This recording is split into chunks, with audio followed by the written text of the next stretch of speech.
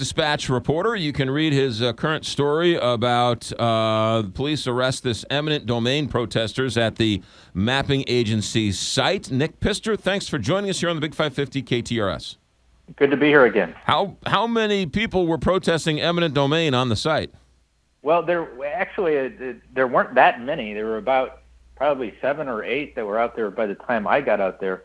There's this site where they want to build the National Geospatial Intelligence Agency, which is just north of downtown in North City. It's about a 100-acre site.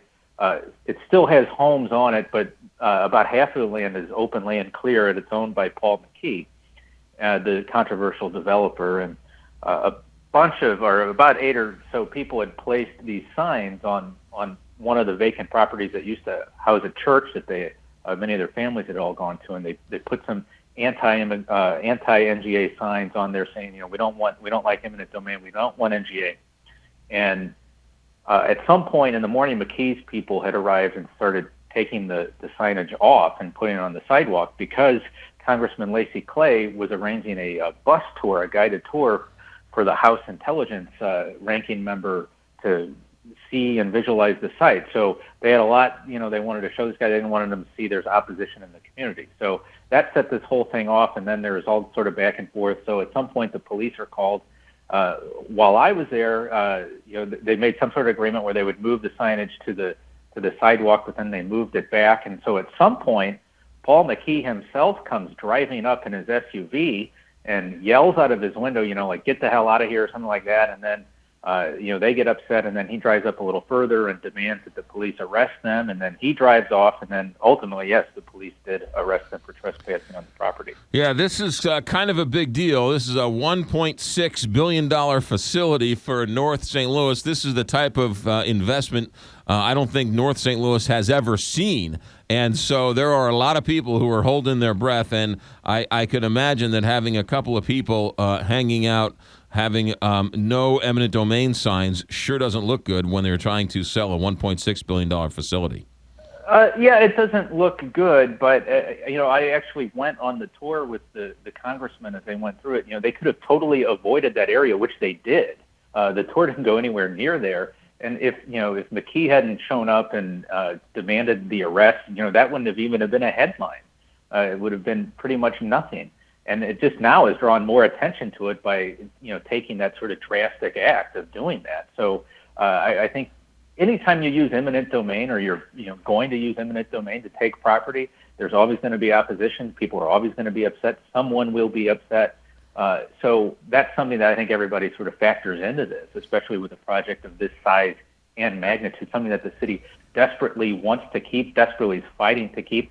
They have a race against Scott Air Force Base to do it. And a lot of Paul McKee's economic hopes, his large, expansive properties that he's wanted to, reshape North St. Louis with, that he's bought over the years, all that relies on this project, because there will never be an opportunity to put a $1.6 billion investment in North City for much into the future. Yeah, Nick, I know you weren't. I know you're following this story, and you're following City Hall, and not necessarily the Rams Stadium as much as maybe some of the others. But why wasn't there an eminent domain fight when it came to the land on the riverfront for the stadium deal? Well, they never filed for eminent domain. It didn't ever really get to that point. Sometimes you wonder how serious that project ever was. They were able to get options on a lot of that property, right, to begin with. A lot of those properties are a little different. It's not nearly as big of a size of a property that we're talking about here for the federal government. I mean, I think people totally underestimate the size and scope of this project, particularly with the amount of jobs that it entails. And everybody focuses on the more glitzy thing like a football stadium, because that's just what people like to talk about. Right. But this is something that's much bigger. We're talking about 100 acres in an urban setting. That by far dwarfs what they were going to do on the riverfront for a football stadium. And we should say, when eminent domain doesn't mean the government or the city just takes your land and gives you a handshake and says thank you very much. They must give you fair market value for that property. Now, what's fair market value? That's another argument. But you do get some compensation when they take your land. Oh yes, and in this case, the city's actually because of they don't want to have a lot of problems. I think they're giving beyond fair market value of what a lot of these properties are worth.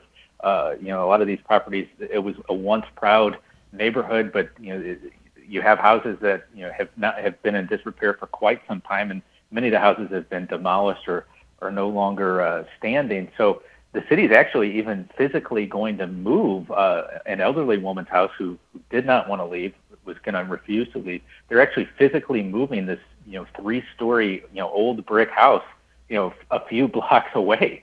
So I think they are doing what they can to try to keep people in the homes if they want to be there. But the fact of the matter is the city needs a large space of land, which is required by the federal government for this type of a spy agency. And this is pretty much the only place they could find in the city where they can do that. Yeah. Nick Pister, when is the federal government going to make this decision? The decision will be made in March or April, so it's coming up. So we'll just, is it they don't have an official date, they just one day sent out a press release, right? That's basically what it'll be. Everyone knows the decision's coming. The mayor was just in Washington, D.C. making his last pitch to them. A lot rides on this for him as well, because he put a lot on the Rams, he put a lot on a lot of these other things over the past year, and they have not turned out well. This is something he really is trying to keep, and something the city as a whole is trying to keep. Nick Pister, St. Louis Post-Dispatch. We can read your story at stltoday.com. Thank you, sir. Have a good day. Good day. You got it. 8:57 here, Big 550 KTR.